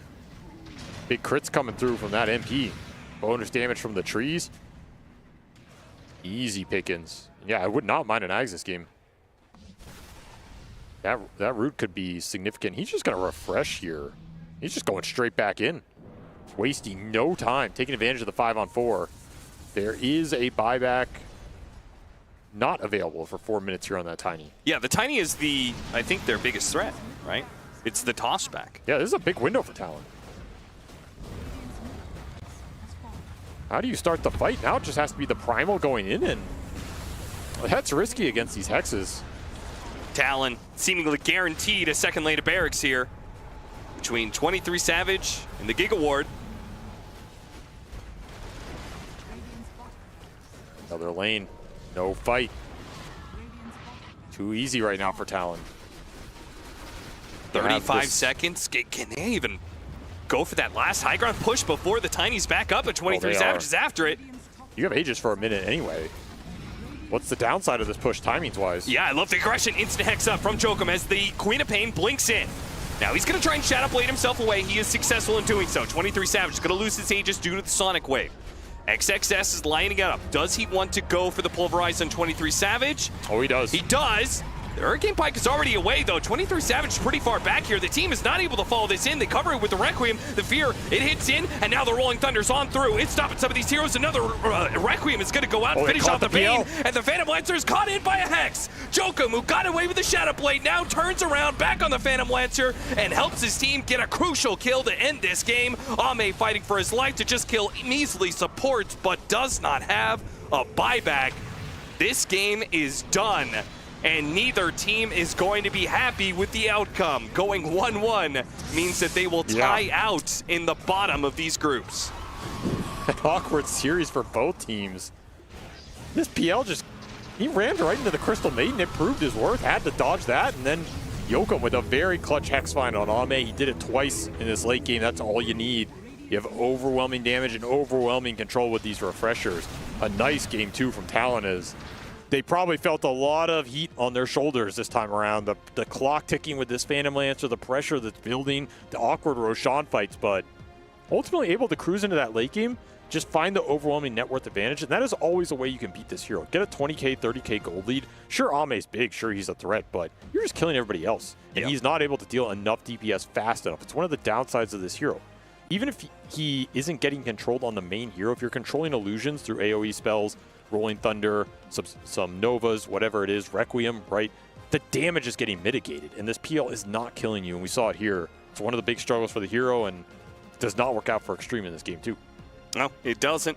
And Xtreme, bottom of the group, Savory? Whew. Never thought I'd see the day where Zhao 8 was perhaps struggling to get out of a group stage. Yeah, their the struggles upper half. for the last couple of years has not been groups. They would top out groups. It was the playoffs that was the problem. Now it seems like maybe things are getting worse for Xtreme Gaming, and that kind of leaves the field open for Spirit and Na'Vi, their matchup, to be able to claim first and second. So I'm sure they'll be very happy about that. But ending up bottom of the groups is not the end of your journey here. Still be able to go through the elimination phase. So what are we learning from this series, Avery? Still a little awkward drafting from both teams, but I do think Talon are playing with more confidence. Like we saw in this game too, I liked conceptually how they played around the Shadow Fiend. They protected him. They got him Roshans. They itemized well for him with the limited capability they had while also having to deal with the Phantom Lancer. I think Talon were all on the same page, and that's what ultimately gets you the wins here. All right, well, that closes out the series. We still have more to go, but let's head back to the panel, break down this game too. Thank you very much, Cap and SVG. A lot to talk about with this game. We said, no, actually, Effie, you said that if Talon played the same way in Game 2 as Xtreme played in Game 1, they would do well in this game. And I feel like for the start of the game, they did a pretty good job with that. They really did, and by that I meant to just kind of secure SF's game and get him the Aegises. And they did play differently in a lot of other ways, but that really was the main story. And I mentioned this earlier, but I think Mikoto, if you enable this player, if you put resources into him, like, he delivers. Because even when the game got dicey, when PL got the second Aegis, they won that fight, everything looked dangerous, he still found a way to deliver. He was still finding picks on the map, finding key targets, getting the Requiem blow up on Primal Beast in that mid lane was huge. I just have to praise him for this one, Lacoste. Oh, most definitely. This is the guy that has been very, very stable as a mid laner. He wins the matchups that he's also not supposed to win. And when he's off to a good start, he's going to be like taking control for the rest of the game. Like he's going to be dictating the tempo.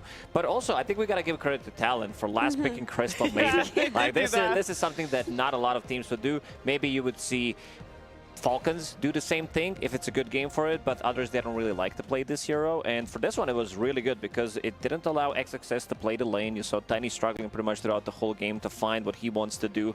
They were unable to play the lane at all. And in a lot of these situations, he gets shut down. Like, he's forced to use a BKB to be able to get out of the frostbite, and also zoning things out so that Phantom Lancer can't get close. And speaking of Phantom Lancer, I think this hero is massive bait. I think we've seen it way too many times where he doesn't do what he's supposed to do. Maybe like missing out on the timing a little bit, but right now at Esports World Cup, he's sitting at 1-6, 1 out of 6 games. So that's a little bit of a yikes. That's not ideal for poor PL. Maybe overall last pick is the only time you can maybe put pick 27, 28 would be good. Like, if we even That's saw, not even a we thing. saw Phantom Lancer 24, I believe, twice, and he still didn't win those games. Oh, I thought I'd make up an excuse for it.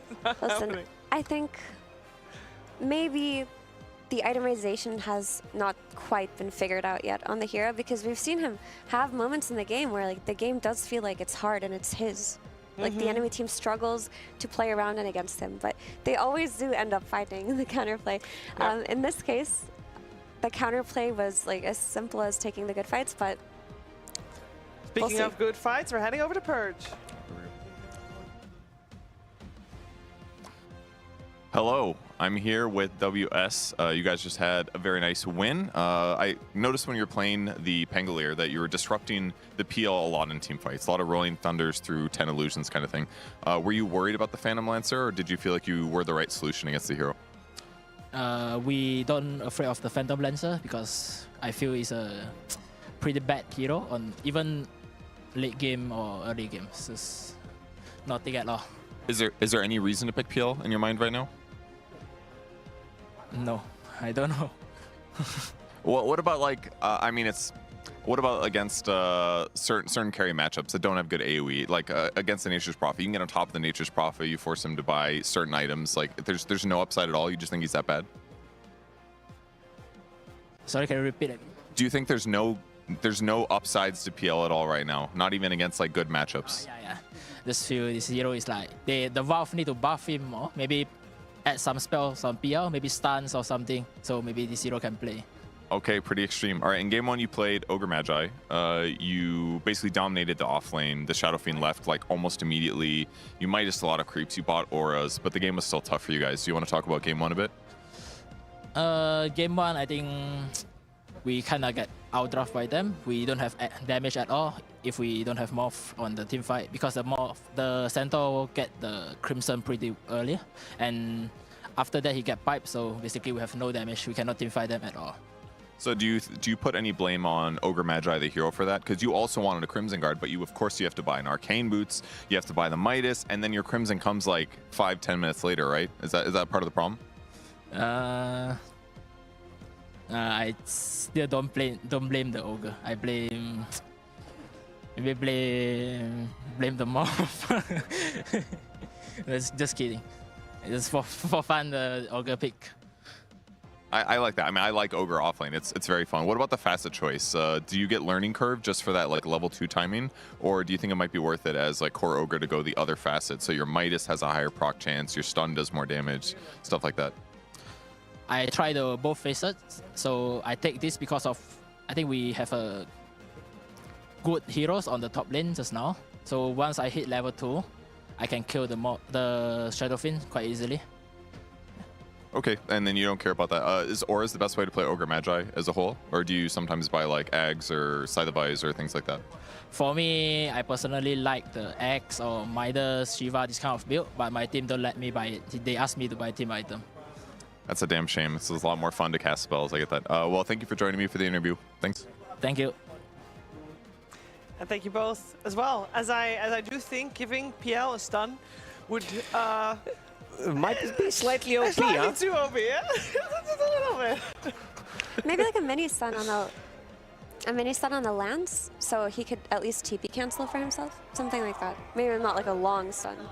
Like a lightning bolt type of stun. I think that would be kind of okay, because he can also just TP out from PL, and maybe his other numbers aren't as strong. That could be an approach. Well, then, you know, for example, if we look at other heroes that are not here, Bloodseeker's not picked at all. Let's give him a mini stun. I think Bloodseeker functions very differently though, because he's quite a niche hero in that he will always have a place in the meta if he's countering heroes that like get ruptured and have no game, you know? Yeah, I do think they're never going to put I don't think they're going to be giving stuns to PL ever. No, I do want to update you guys a little bit before we continue on breaking this game down, because it is No Studdle's decision that it is Xtreme on 3rd and Talon on 4th. So that's at least you know what to look for going forward. But we are going to continue talking about the game we just watched, because it did have a lot of cool moments, as we are going to first focus our attention on the early stages of the game, Effie. Yeah, I think Talon played a very beautiful early game, and a lot of that is just giving Mikoto resources. The resources he lacked in game 1. They brought heroes to the mid lane, they got him Aegises, but we're going to take a look here at the kind of plays that, okay, this is a different team fight. Yeah, this is a bit of a different one. Yeah, this is where WS gets the Rolling Thunder immediately, and also Mikoto, he has Refresher at this time of the game, so he blinks in, they delete Queen of Pain immediately, and they're also not allowing the rest of the squad to reconnect. They're kind of battling on multiple different fronts, and if they're the ones who are getting the jump, and you can see this Crystal Maiden also did quite a lot in that one, and also making sure that Ame, like, he's unable to deal damage. He's tanking pretty much every single thing from Pangolier, and also this Requiem. It's just way too big, especially once you get to those tier 4 neutral items. They did have double Dizuns as well, so it makes it so massive, makes it almost impossible. Like, I think they realize how to deal with Phantom Lancer. A lot of the teams we saw Liquid, you did mention yesterday, with the 4 BKBs now having AoE damage as well. Even though he's super farmed, it doesn't allow you to take the fights actually, because he's still gonna be afraid. Even though in this game he had a BKB, still not good enough. For sure. And of course, to get to that stage of the late game, gotta have a strong early game. Yeah, we do have to have a strong early game. We don't have it. We don't. We do not have it. You know what? I'll just talk about it from memory. There were a lot of moments where Mikoto was threatened on that mid lane. Of course, if you're SF, you're vulnerable. But what ended up happening was his supports were rotating. 23 Savage on that Nature's Prophet was TPing in, and every rotation that came to the SF on the mid lane, they matched on Talon. They brought the numbers at the 10-minute rune as well. They brought all of their heroes. WS connects from the bottom lane for like a 40-second fight around the minute 10 rune, and they come out on top because of that.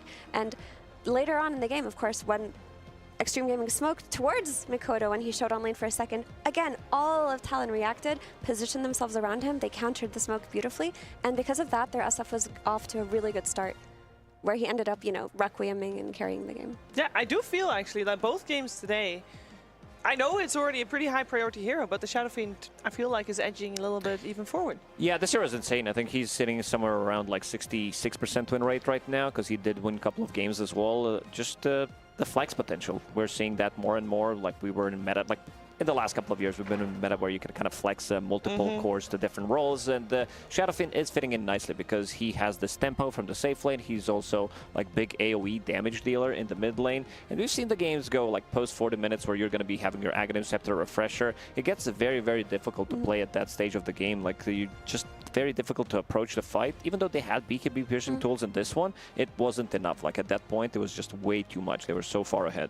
But also, there was this one fight where Xtreme Gaming started to get the game back. It was after the PL Aegis, after it expired. But they had this perfect fight on Talon where the 2 targets that they jumped on were actually both BKB piercing disables. They were able to blow up the Primal Beast and the Vayne with that Requiem.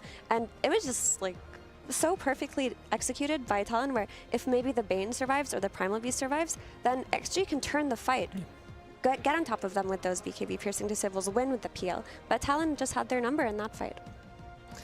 Yeah, this was a good game for Talon, and it's very promising as well going forward. Both of these teams obviously are not eliminated. They are at the bottom of the group, but it also means that because of Team Spirit 2-0ing Na'Vi on the B-Stream, spoiler alert, there is no tiebreakers for Group A, completely solved. So we can reflect on that a little bit. So we got a Spirit at the top, Na'Vi second, then Xtreme Gaming and Talon at the bottom. I think, on a hindsight, not really a surprising one. No, it's not. No, because Na'Vi, this is like, maybe we could swap, I would say, Na'Vi and Talon, and people would still say that it's okay, considering Talon's performance in the last tournament. They did really, really good. But yeah, Team Spirit, that's really not a surprise.